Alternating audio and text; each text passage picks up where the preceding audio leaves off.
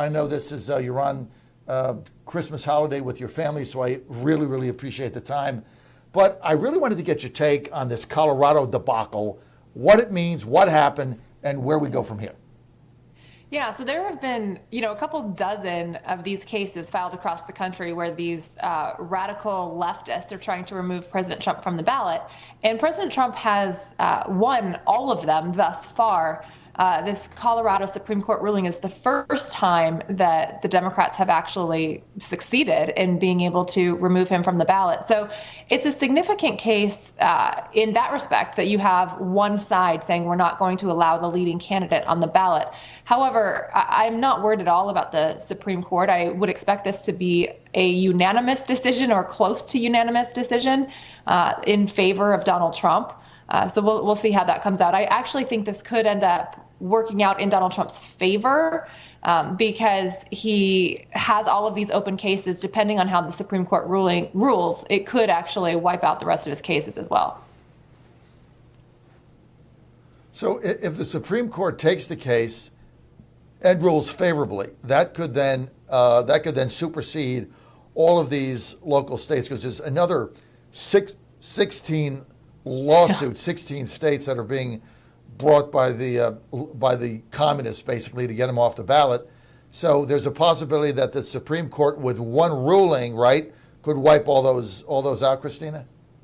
Yeah, it depends on how they rule. If they rule very narrowly and only take up the facts as argued in this Colorado case, then it would not take out the other cases. However, if they broaden it and say he hasn't even been charged with insurrection, the 14th Amendment isn't anywhere close to applying, this is a non-issue, knock it off, basically, then that wipes out all of the cases. So I'm very curious to see how they're going to rule. Like I said, I don't think this is going to be a close call. I think it will strongly side in Donald Trump's favor, and I would not be surprised if it was a unanimous court decision.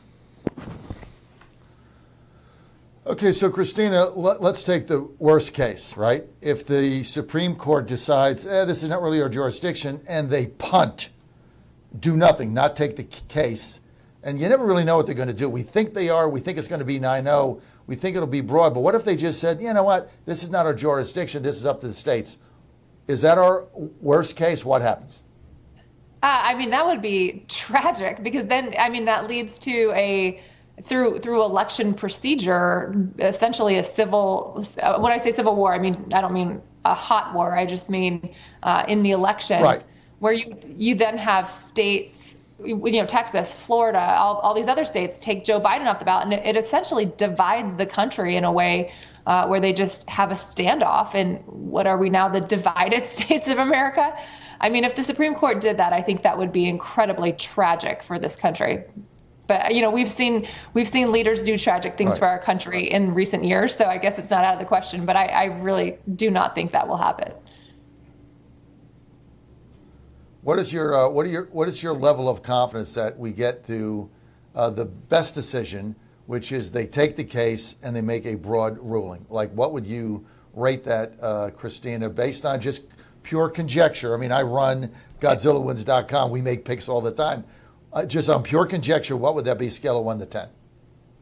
I would say it's probably more likely than not, but maybe not by much. I'd say that's probably the 5-4 decision I would be looking for.